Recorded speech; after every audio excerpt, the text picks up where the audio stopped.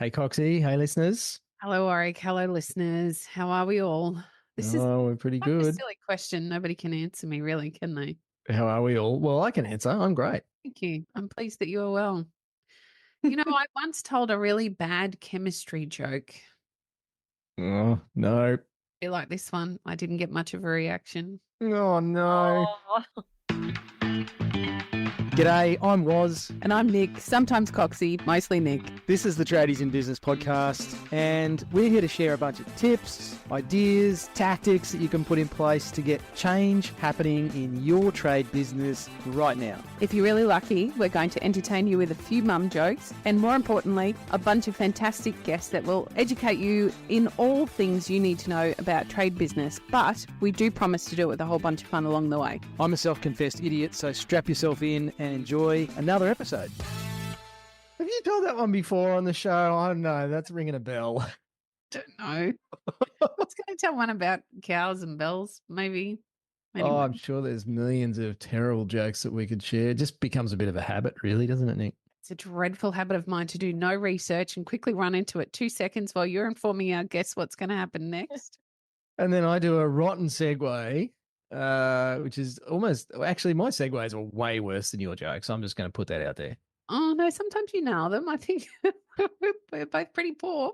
We're not really on point today, which is disappointing because our guest is going to talk about a fantastic topic. I'm stoked for this this conversation, this Q&A. Dr. Gina, Cleo, welcome to the podcast. thanks for having me, guys. And I thought your segue was excellent, actually, from where I'm sitting. Thanks, I really Gina. appreciated it. I'm feeling very validated right now, so thank you. Gina, you're joining us all the way from the freezing cold Gold Coast in the middle of an Australian winter. It must be is cold. terrible. I'm in Mudgeeraba. I'm on acreage, and I swear my house is in like a ditch. So it is cold. It was 3 degrees when I left to go to Pilates this morning, and that's pretty cold. That's pretty cool. That's Yeah. pretty fresh. Yep. I bet it'll be 23 degrees in about 7 minutes' time, though. It is. It's about 20, actually. Let's not exaggerate.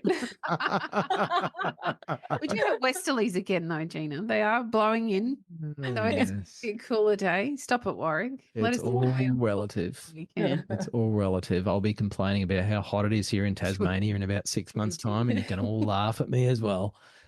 Gina, we're not here to talk about the weather, though, although look, there's another segue for me. It's something that people just do out of habit. Hi, how you going? Oh, pretty good. How's things? Yeah, all right. Weather's nice. Like, just there's such a lot we could talk about on this topic. But before we get into habits and our brains and stuff that you're going to be way smarter about than me, can you tell listeners a bit about? Well, you've got a doctor in front of your name, so that's pretty impressive. And yeah, tell us a bit about how you came to be sitting here talking to us today.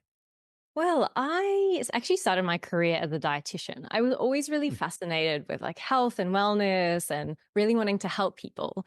And I was a dietitian for about 7 years, but I just found that people only got results short term, that they would come back to my clinic wanting to work on the very same things we'd already worked on. And I myself was also struggling with my own, I guess, habits. I would finish a day in my clinic and on my way home, I'd be, finishing off a packet of Tim Tams before dinner and feeling really out of control. And so I became really fascinated with that idea of long-term change or sustainable outcomes.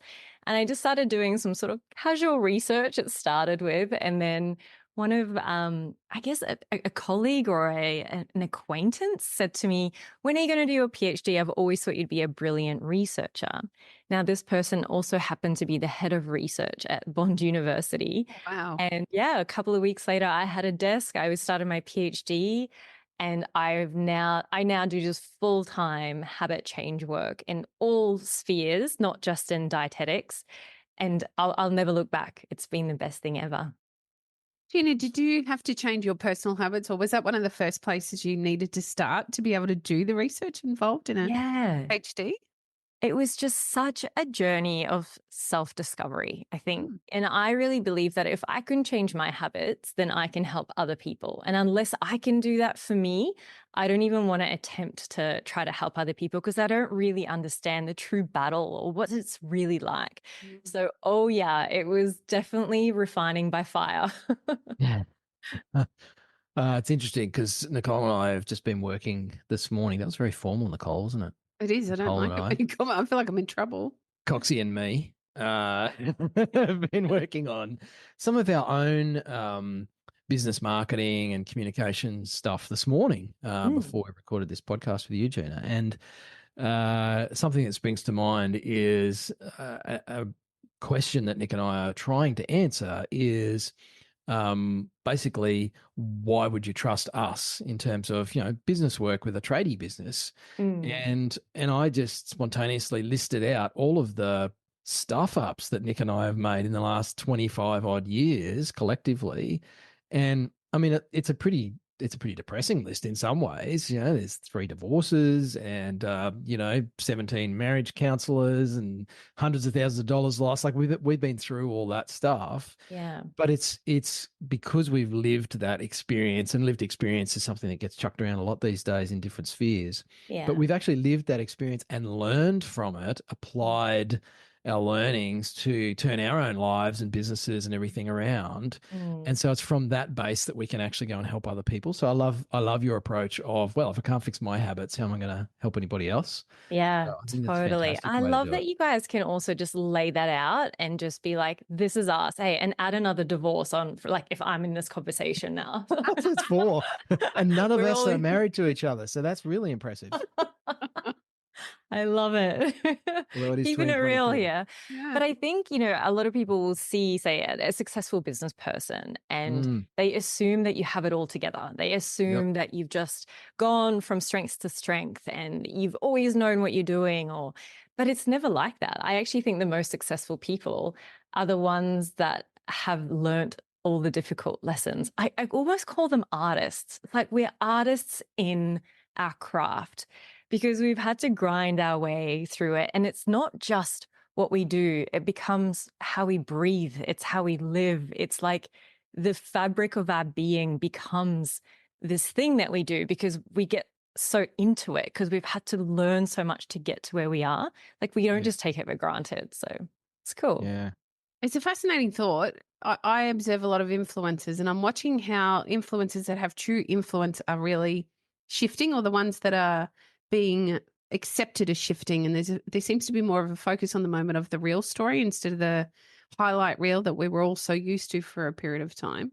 I Yeah. see now those who share not just here's the grit and the dirt and why it's so hard, here's then what I did to try and make a change and what worked for me. I see that being far more successful now, just without, I don't know that in its true form, it's particularly staged. I think they're true journeys and true stories, and very much reflecting what you're talking about here, Gina, is people are sharing the truth of what they're going through instead of the glitz, which isn't real. Nobody ever gets to the top of what they're doing without having the difficult challenges to work their way there. Are you seeing something similar? I am. I mean, I'm not a huge social media person. Like, I don't sort of sit and scroll for a long time, but I'm definitely noticing a bigger trend towards this idea of vulnerability and Mm. just being very real about things. And I know even for me, like when I'm sharing, the posts that get the most interactions are usually the ones where I'm like, guys, I had planned to go to the gym today and now I've been scrolling on Facebook Marketplace for the last 2 hours and I'm still not out of bed. And it's like they're the ones that people are like, "Oh my gosh, you're human. I do this too. Hey, how do we stop doing that?" Yes. And it's really cool just to be able to be a lot more real, I think, online. Mm, mm. All right, Gina. So Nick and I have done lots of reading as part of us navigating our multiple divorces and many hundreds of thousands of dollars lost and all that stuff that we've talked about. And we both read a fair bit around habits. And as coaches, we taught lots of stuff around success habits and that sort of stuff. We're both actually pretty interested or passionate about the health space as well, or well-being, to, Yeah. to make it a little more all-encompassing. And I have made a lot of changes in my own life, and things are habits for me now that I don't even think about. That took a lot of hard work when I first changed them.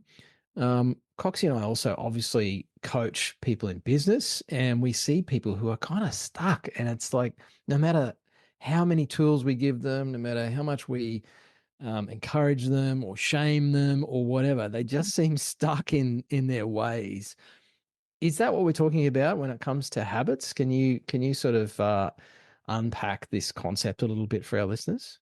Yeah, I mean, we are really comfortable in doing the things that we've always done. I love this quote. It says, most of the time, what we do is what we do most of the time, and only Mhm. sometimes do we do something different. Our brain is really comfortable in our routines. And there's lots of reasons for that. But one of the biggest reasons, and this resonates especially for business owners, is that we make on average 35,000 decisions every single day. Our brain is so prone to information overload. Especially as an entrepreneur, we can tend to take it all on. We're the marketers, the bookkeepers, the accountants, the everything. And so when you're talking to someone about making a change, our brain's like, whoa, whoa, whoa, whoa. Change means extra work, extra decision making. And if I just keep doing what I've always been doing, I don't have to exert any more energy, and I can preserve my energy. But something new takes effort. And so we're naturally resistant to change. It really has to get to the point where we see that the pain of staying the same outweighs the pain of change. We have to get to that intrinsic part of our motivation where it's like, yeah, you know what? This change is not going to be easy, but it's going to be so much better for me in the long run. You really have to get to that pain point, that, really hitting on someone's values. We see a lot of people stuck at that point, Gina, where they're just they can see the pain, they understand the motivation to change, and they still don't change. I Yeah. wonder whether there is a way to support or help. Clearly, there's a lot of what you do that supports and helps people make change. Yeah. I find that a really fascinating topic. As a parent, I try to influence, support, and navigate change with my family, but it doesn't necessarily happen. Are there some particular keys or steps that can help somebody through that period of change? Yeah, for sure. I think one of the things I often see people getting wrong is that they're creating goals that are either too big, they're trying to make too many changes, or they're just not supported, whether it's environmentally or with the right resources. Our brain's only capable of making up to 3 changes at one time. But Mm, often when we're trying to make a change, we want to overhaul things. We want to like eat better and exercise more and meditate and have a gratitude journal, and we want to do so many things, and it's awesome to be ambitious. But at the same time, it's kind of like going up against Serena Williams in a tennis match. Our brain's like, well, I'm not going to win this anyway, so I may as well just give up. yeah. And at the same time, when our goals are too small, we tend to lose motivation as well. It's actually our brain goes into a state called hypoarousal. It's like under arousal. It's not going to exert the energy required for you to do the job. And, going back to a tennis analogy, it would be like you on the court with a 5-year-old child who's never played tennis before. It's like, you're not going to give it your all unless you're savage. Because you know that you can easily win this match. Yeah. And so what you want to start with is something so small you feel like you can't say no to doing it, but Mm. it's enough to still stretch you. And it often means that you have a bigger goal, but then you dissect that goal into smaller bits, and those smaller bits become your micro habits, the little things you want to achieve. And once you've achieved that, then you might want to increase the frequency or the intensity of that habit. But don't ever try to aim for that, the big goal straight away. It doesn't work like that. That seems to be a very male approach. Sorry, Coxie. Right. We talk to tradies, tradie business owners, and lots of guys, and we obviously talk to lots of tradie wives as well. But I find the guys, and from my own experience, if something I think could be improved or needs to be fixed, I'm like, just give me all the tools, and I'll throw everything at it. Yeah. And then when it comes to my own stuff, whether it's my own business results or my own health, I'll go get, like a massive program in the gym and I'll aim for 6 workouts a week and I'm going to add ice bathing and all this other stuff. And like you say, it just doesn't happen. Yeah, it's just not sustainable. Our society primes us with this idea that if we want to succeed, we need to go hard or go home, to Yep. give something all or nothing. And if you're not giving it all, then you're not really motivated. You're not really giving it enough energy. You don't really care enough about it. And I have a passion of debunking this mindset because it's all well and good if you just want to do something for a week or maybe 2 weeks, but it does not work long term. Sustainability is all about small, consistent changes and celebrating your victories. And it's really humbling. I think this is why it's quite hard for a lot of people, especially business owners. We're already quite adventurous and creative and risk taking. And the idea of small changes feels so tedious and feels almost like boring. It's like, no, I know I can do more. Mm. But when we think about, no, the goal is sustainability, the goal is long term, it's humbling to go, okay, maybe I'll just peel it back a little bit. I think it feels slow for lots of us. Like it's really staged. And because the steps are those micro habits that we're talking about, it feels really stagnant rather than the fast pace we're all very used to moving at. Gina, I want to break this right down and I'm going to use exercise, if that's okay, as a way to demonstrate what this could look like on a day to day. If I say I want to get fit and that's my goal, how do I break it down into small enough steps so that I can actually achieve the outcome of being fit? Yeah, great analogy. So getting fit, that is the goal. And then you're going to have to think about, well, how do I get to that goal? So it might be I'm going to do 4 workouts a week. And you can decide what those 4 workouts look like. Now, if you're someone who's never exercised, your micro habit or that first step for you is going to look different than someone who's already sort of maybe in the rhythm of movement. I worked with someone who hadn't done any movement in over 20 years. He was quite overweight. And it was really overwhelming for him to think about even going for a walk, even going out to his letterbox felt overwhelming. So I said to him, I just want you to start with putting your sneakers on for the first week. That's it. Just get up, put your shoes on, and that's all you need to do. And he just found by doing that having his sneakers on motivated him to walk around the house a bit more and then eventually to his letterbox. And now this guy walks 10 kilometers every single day. Like he considers himself a walker, but it had to start with that really little goal. So your first step might be out of the 4 workouts I want to do a week, I'm going to do one. I'm just going to do one. Or it could be I'm going to go 4 days a week, but I'm only going to do 15 minutes. So you're like that micro habit is going to look different for every person. But it's just what the answer really is, what's something that I can do even when I'm kind of tired, sort of stressed, don't really feel like going? What's something I know I can still do? And that's your starting point. Now, once you've achieved that and it feels a bit more natural, a bit more organic, a bit more part of your lifestyle, then that's when you can add to it and you can layer it with more workouts or a longer period of time or more intensity or whatever it is that your goal is going to be.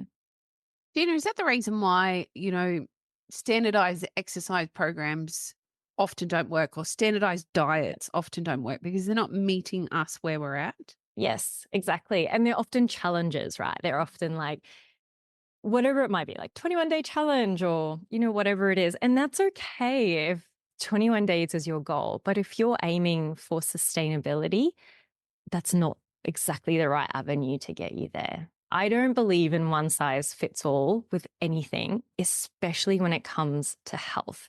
A few years ago, oh my gosh, I love sharing this story because it's just like, it encompasses so much of, I think, the wisdom that I've acquired in the last few years. But I was trying to use a meditation app to decrease my stress levels. And I work from home. So I'm like, okay, I've got this app, like I know what I'm doing. And I just could not for the life of me do it properly. I couldn't do it well. And I'm like, okay, I'll try another app. Like we do with diets. I'll do another diet. That diet didn't work for me. And I just found that trying to use meditation apps was actually making me more stressed than, the outcome of it. Then I remember this day, I walked outside, I was in the sunshine. I live on acreage, so it's a beautiful backyard, and I was playing around with my dog. And I felt so like relaxed. And I'm like, this is what I was trying to achieve with these meditation apps. Now, when you get a list of bullet points of how to reduce your stress, playing around with your dog in the backyard might not be one of them, but it is for me. That's what works for me. And so does archery. I love getting out there with my bow and arrow and like having this mind body connection. That for me is meditative. And the wisdom that I guess I acquired from it is what works for you, like stopping all the noise, like not looking at what anyone else is doing. What's the outcome you're trying to achieve? And how does it work for you to get there? And that's all you need to do. Love that. I'm thinking about our tradiepreneur members and some of the people who are a bit stuck on doing it the way they think it's supposed to be done instead of finding the way that works for them. Gina, I want to talk about bad habits and this concept of breaking bad habits or getting rid of an old habit. I've read a bit of stuff around this. I'm fascinated to hear your perspective based on your research and your experience around if I've got a habit that's not serving me, I'm doing something repeatedly. I'll just take one that may or may not be an issue. I don't think it is because I drink a lot of coffee. Addiction aside, it's actually a habit for me to make the coffee, drink the coffee. And so I drink quite a few. And let's say I think that's not serving me. I want to break that bad habit. Can I just stop that habit is there some other way I can actually change my behavior? It's really hard to just say to your brain, just stop doing that. It's kind of like saying, don't press the red button. Don't think of purple elephants. Your brain's like, red button, I must press the red button. Thinking of a purple elephant. Exactly. Now, every habit that we have gives us some kind of reward, even if the habit isn't serving us in other ways. So the coffees that you're having give you a hit of dopamine and you love the ritual of it. There's a comfort in the ritual of making the coffee, the smell of the coffee, all of that around it feels good for your brain. It probably also means that you get a little break. It's a little bit of self-indulgence for you. So even though it may not be serving you in other ways, you are getting rewarded from it. So if you were to just go, I'm not going to do that anymore, your brain's like, hey, I'm missing out on all these rewards that I used to get. Why would I stop doing this? This makes absolutely no sense. What you might do is pick up another bad habit in replace of the coffee to feel that sense of dopamine in that reward again. So there are two proven ways that we can break our unwanted habits.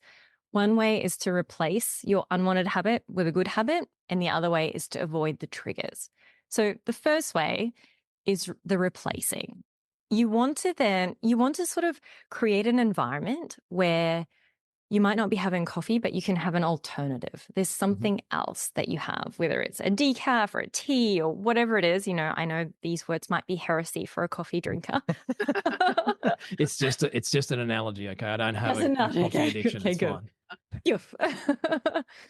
fine. It might be half a shot. Like there's all these sort of alternatives that you can do. You can also cut it down. You can say instead of having like however many coffees, I'm going to cut it down to this many coffees. And that's still okay. The other way is to change your environment so that you're not triggered. Now, every habit we have is triggered by something. For example, getting in your car and putting on your seatbelt. Putting on your seatbelt's a habit for most of us. It's getting in the car, though, that triggers us to do that. Most people wake up and the first thing they do is look at their phone. Waking up is the trigger to check their phone. So if we look at all of our habits, good and otherwise, they're going to be triggered by something. It's going to be the same time, the same place, because of the same feeling, because of the people that we're around, or what we've just done beforehand. So if you can identify the trigger for your unwanted habits, that's where you want to start. So where are you when you're doing the coffee? It might be because of the time of day, for example. It's like certain times of day I make a coffee. So you can't avoid the times of day because they're going to occur whether you like it or not. Yep. But it could be around those times that you've already planned to do something else. Like you're in a meeting or the environment has changed so that it's not Mm. easy for you to just do that habit. Get rid of the coffee machine if you need to. Like, don't depend on your self-control is really the aim of the game when we're changing our habits. That's a great point. And again, I'm thinking about the application of this for our listeners as business owners of they habitually say yes to things with clients. You know, they'll have a client ask them to, oh, can you come out this afternoon to do a quote? And despite the fact that they know that they're supposed to be spending this evening with the family, and if they go and do this quote, it means that the invoicing will have to happen at 9 p.m. Yeah. They still say yes out of habit, even though cognitively, you know, like consciously, they know that it's not serving them. They Mm. just keep saying yes. Is that kind of the same thing as me having 7 coffees a day? I mean, it can be for sure. If it's something they're doing automatically and they're like, oh, I didn't even realize I said yes to that, that subconscious act is generally going to be a habit. And I love that you bring this up, Waz, because we often think our habits are just our behaviors. It's the things we do. But our habits are also the way that we think. It's our belief system. It's the way we react or respond to something. So the way that the automatic yes on the phone can certainly be habitual. And one of the ways you can think of, breaking that is to have a pause. There's a space between the trigger and the behavior that we take. And in that space is where our freedom lies. And what I mean by that is when our habits are triggered, it feels like they're automatic. It's like AB, it just like happens so quickly. But if we can just take a moment just to take a breath, literally just a breath in and a breath out, we allow ourselves a bit more space to just inject a bit of mindfulness, get that prefrontal cortex, the logical brain working, because our habits come from our amygdala, our emotional brain. So if we can just engage logic, it can really make a huge difference to what we do next. I'm thinking about specifically bad habits and what you've just explained, Gina, and it feels as though we're kind of in this space in society and time where bad habits are almost encouraged by the way, think about social media, for example, and the dopamine hit and how that is now filtering through our lives. And so I wonder whether this becomes really hard for us to change in terms of bad habits. And what I see as a bad habit for me might not necessarily be a bad habit for somebody else. I want to make that clear for our listeners. This is about what you determine to be good and bad for yourself, or what's serving you and what's not, maybe is a better way to put it. Mm-hmm. So I'm thinking, okay, about my kids. My kids are young adults. All of our clients' kids are very, very young, and I can see what potentially could be thought of as habits that aren't serving them slipping into their lives, but they're becoming something that is across the entire generation and Yeah. potentially can create a bigger problem with society moving forward. Is there something about that you're seeing as a trend, or do you have some comment on some of those thoughts? Oh, it's such an important point, and it's massive. And I actually think it's kind of terrifying in a way. I love when I do corporate speaking around Australia, I love to ask people, I do a habit confessional when I ask people, what's your most unwanted habit? And it's an anonymous poll, and all the little like cloud bubbles pop up on the screen. And time again, no matter who I ask, I find that people say these 5 things. And the first one is always, I spend too much time on my phone. Mm. And the other ones are I snack when I'm not hungry, procrastinate, I stay up way too late, and I snooze my alarm in the morning. Now, what's really interesting about the data here is that scrolling on our phone used to be a real issue for millennials. That age group was it.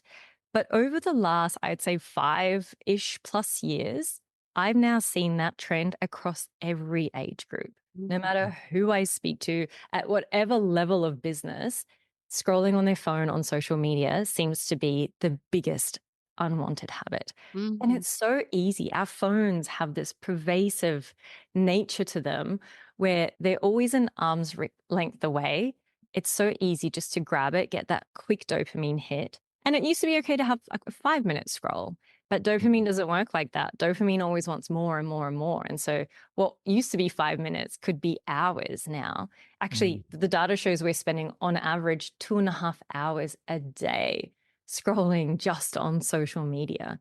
So I am a big advocate of intentional social media use. I have phone-free zones in my house. I have phone-free times during my day where I won't let my phone govern what I'm doing. Like I'm always want to be in control of my scrolling, which is why I said before, I'm not a scroller. I actually get to a point where I'm like, I want to be anti-establishment with this. I don't want to be sucked into this. Mm. I'm hopeful, despite most people listening to this on their phones. Oh. I know. But that's their conscious phone use time, Nick. Yeah, it's intentional. That part's okay. This podcast is okay because it's in your intentional use period. Agreed. I watched a movie many years ago, and whether you love or hate Adam Sandler or something in between, there's a movie years ago called Click. And it was about, he had this magical remote control where he could, mute the wife or the kids, or he could rewind and fast forward through boring parts of his life. But what ended up happening, and it was interesting, this movie was made like pre-social media, that this remote control started to actually take over his life, and he was skipping years of his life. And I still remember the scenes in the movie where he realized what was happening and he tried to get rid of this remote control, and he would throw it in the bin and he'd turn around and there it was back in his hand. He'd chuck it out the window and he's like, yes, I got rid of this stupid thing. And then he'd go to do something. It's like, it's back in his hand, and you could replace that remote control with our phones.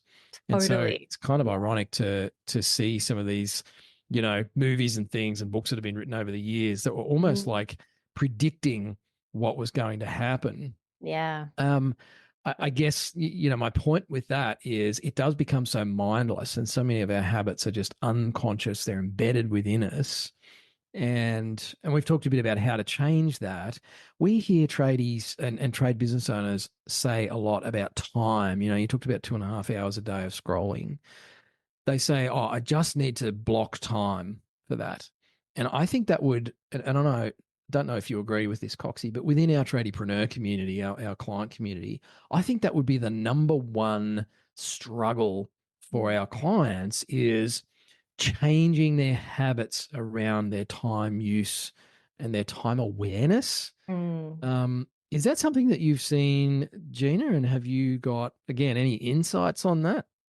I think a lot of people say, I have a lack of time. Yeah. And they sort of use that as whether it's a justified excuse or not, for not doing the thing that they are saying that they want to do, because it's so easy to say, I don't have time.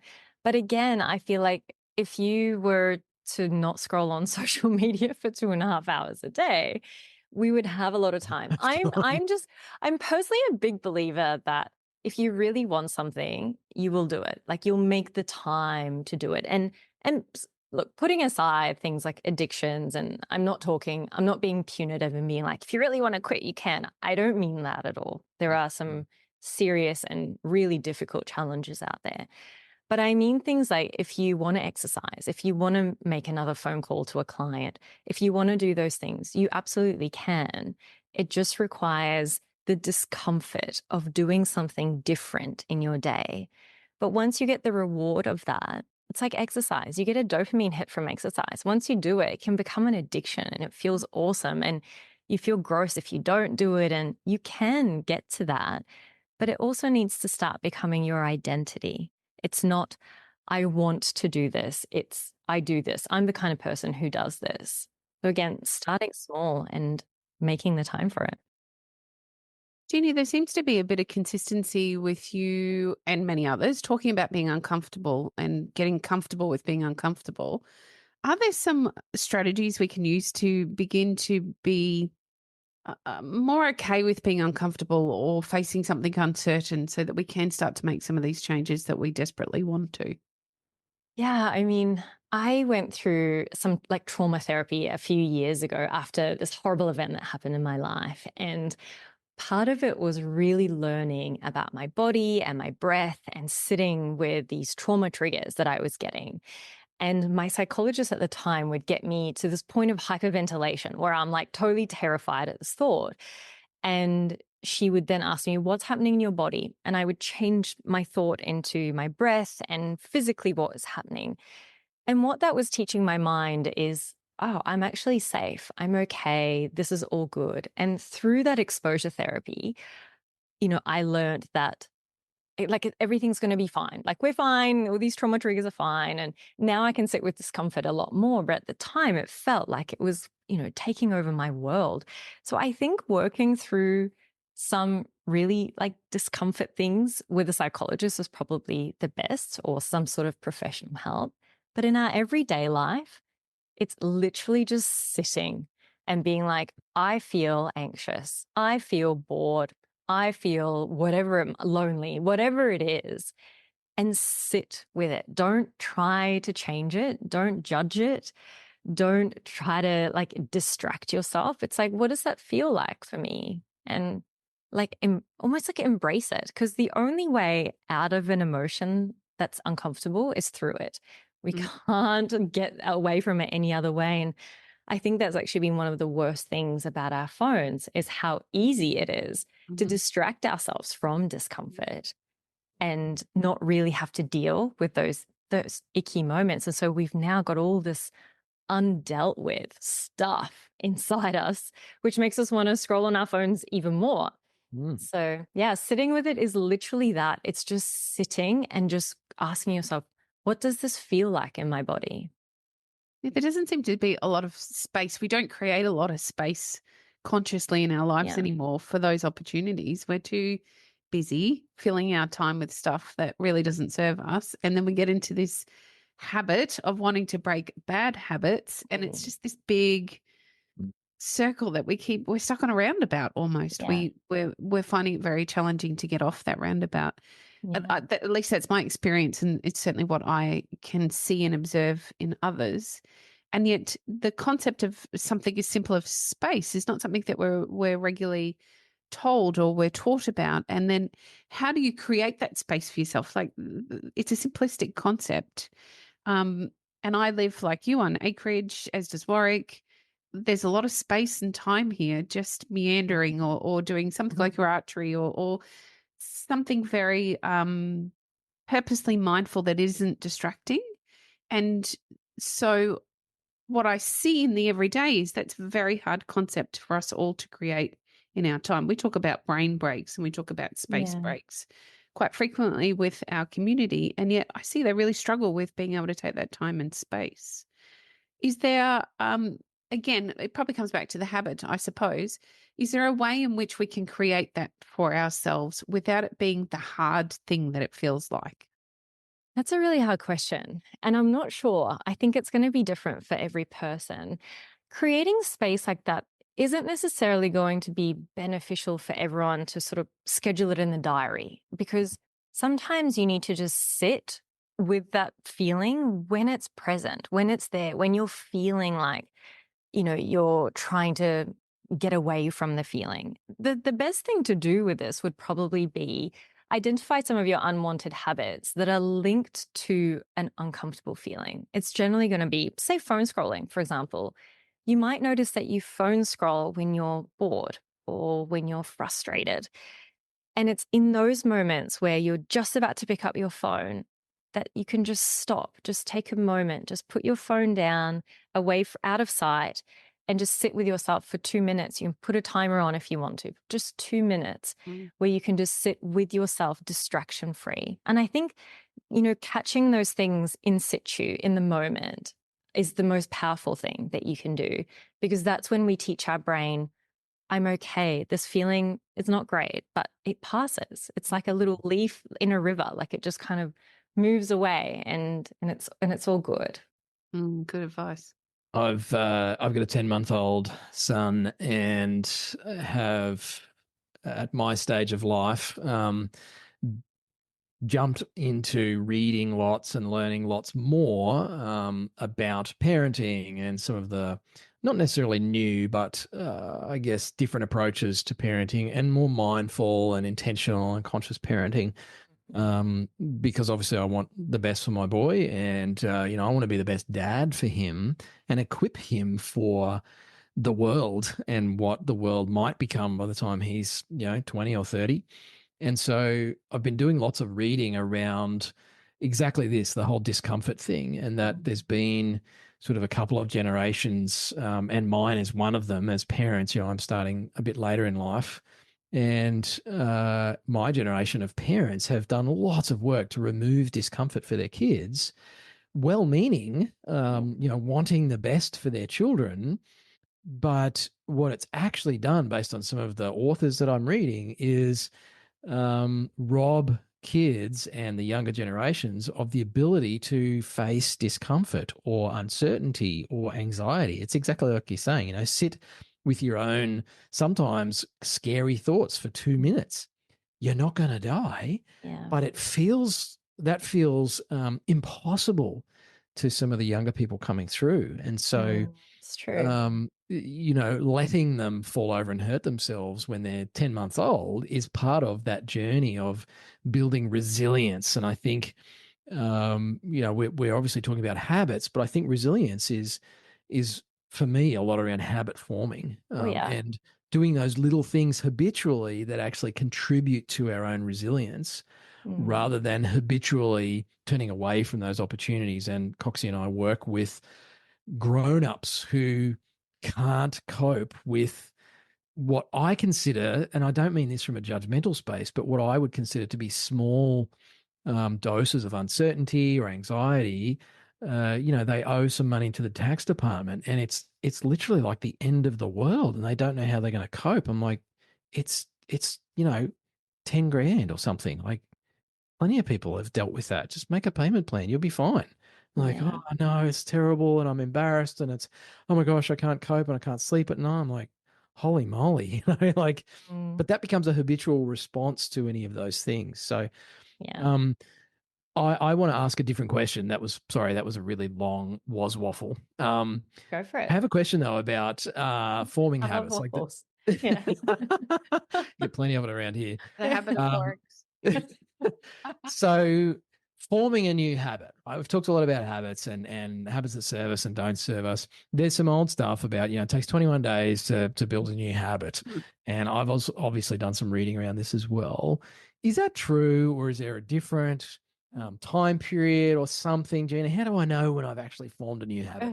It's not true. It doesn't take just It's a 21 leading or question. 28 days. Can I tell you where this myth came from? I would Yeah. love to share this with you. Yeah. Yeah. So in the 1960s or something like that, there was a surgeon. He used to do facial reconstruction on his patients. And he found that after 3 to 4 weeks, when his patients would look in the mirror, they'd stop getting a shock because their face looked different. So he concluded, well, after 21 or 28 days, that's when people experience neuroplasticity. That means that's how long it takes to change a habit. It is not true. It doesn't work like that.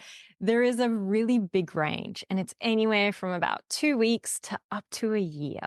Wow. So the latest research in this had a group of people washing their hands every day, and they had another group of people where they asked them to go to the gym, I think 4 days a week. And the hand washers got into the habit of it, became really automatic after 2 weeks. The gym goers took 7 months to get to a point where that became a habit and it was automatic.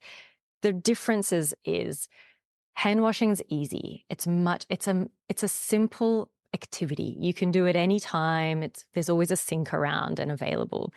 Something like gym going requires time, motivation, energy. There's a lot more complexity in that behavior.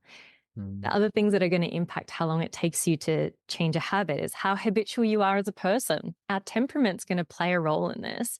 And the other one is how badly you want it. The stronger your intention, the quicker your habit will develop. And the weaker your intention, the longer it's going to take you. Okay, I don't know I'm whether not this feeling is very good news or excited bad about news. that. Wait. How long it takes. If you just focus on one thing, and you do that passionately, like you do it as often as you can, it could probably take you just a few weeks. And I know a few weeks is so arbitrary. The average number in research is about 66 days, which is like 10 weeks, but it could be quicker depending, again, on those different variables. But just do one thing. I wouldn't try to change more than one thing at a time. Yeah, I guess that's the advantage of making them really small changes. Yeah, that's it. Mastering the small change and then moving on to the next small change. Yes, love it. And you're going to know it's a habit when you don't have to remind yourself to do it anymore, or if it starts to feel weird if you don't do it. That's something that this is somewhat a plug for what we do with our trade business owners. When it comes to business planning, a lot of people go, "I need to plan better. I should have a business plan or follow some sort of a action plan." And invariably, what we see with our newer clients, because they haven't, learned how to do it differently, is they have these big chunky things. So it's like, okay, in the next 90 days, I need to fix my marketing, which is a massive task for a lot of business owners, and they're already busy and stressed and overwhelmed. And so something that we do with our clients is take them through a process of breaking down their bigger intention into ridiculous tiny steps. Like that's just, Love it. they look at it and go, but this is stupid. Like that is such a small step. And just like you say, washing your hands, like it takes 60 seconds. It's easy. You don't even have to think about it. And so if you can break the achievement of your marketing changes down to, change the header on my Facebook page to this month's weather forecast. Like that's ridiculous. How is that going to fix my marketing? It's a tiny little thing, and that process itself then starts to become habitual. And some of our clients are just finding themselves naturally breaking stuff down into ridiculously small steps. Yeah. Spin-off is that they're getting more done. So I love that idea of just make it small, make it simple. It doesn't help me because, I want to do everything all at once as an individual. Drive Coxie mad. Those small, simple things are doing so much in our brain in the background. What they're doing is they're almost casting a vote for you being the person that invests in their marketing. It changes your sense of identity, but also achieving something gives us a hit of dopamine. And that creates this reward learning where your brain's like, well, that felt really good. We should totally do that again. And it reinforces the habit. It makes the habit stronger. So I know that it feels super tedious, but if you can remember that your brain is like frothing on you doing this and it's actually really helping you long term, those small changes start to become a bit more significant. This has got to be compulsory listening for all our clients from now on. We're going to prescribe this. Everything we say. Gina, there's a question that I ask out of habit because we've been doing this podcast for so long that I can't not ask this question of our guests now. So there you go. It's a habitual question. If you had 1,000 trade business owners in a room, what is one piece of advice you'd love to leave them with? Oh my goodness. That is the hardest question I've ever been asked. I'm Can you glad please I've never ask been it asked that again? question. I'm like, I got so overwhelmed with the question that I forgot it. Can you please ask it again? I just built it up way too much. Yes. So 1,000 trade business owners sitting in a room. Yeah. What's one piece of advice you would like to leave them with? Oh my gosh. I would say to them, you are not stuck with your brain. That no matter how old you are, no matter how long you've been doing something, our brain is so malleable and you can change your habits at any time that you want to. Simply, the more you do something, the more habitual it gets. And the less you do something, the less habitual it gets. And I would also really like someone to help me build a tiny home in my backyard. That's what I would say. Just putting it out there. I wanted glass. I already got the plans. Nice. I love that, Gina. I love that your pitch is, I need a tradie to help me build a tiny home. I need a tradie. Here's my latest book on my program. But I love your answer. That's fantastic because I think a lot of us, particularly those of us, who are a little more, anyway, they're older, right? Things have been laid down more. I think a lot of us think we're stuck with who we are. Yeah. And I think the way I think, and I do things the way I do, and I just can't change it. And I love that you've affirmed for me that I can change my brain. Coxie, look, I can change my brain. Now I And just you need to are actually do already, it. you're parenting differently. You're already changing things about not just what you do, but who you are. It's the belief systems that you hold around things like emotions and raising a small human being. And it's a beautiful thing to see that you can really develop and truly change what you think and believe. Thank goodness for my wife. That's all I can say. Gina, it's been an absolute pleasure chatting with you about habits and retraining our brains and doing things differently today. Really appreciate your time. Do you have somewhere that people can find out more about you? Where should they go and do that? Yeah, thank you. So my website is drginacleo.com, and on there I have a free habit masterclass you can sign up to. There's plenty of podcasts like this one.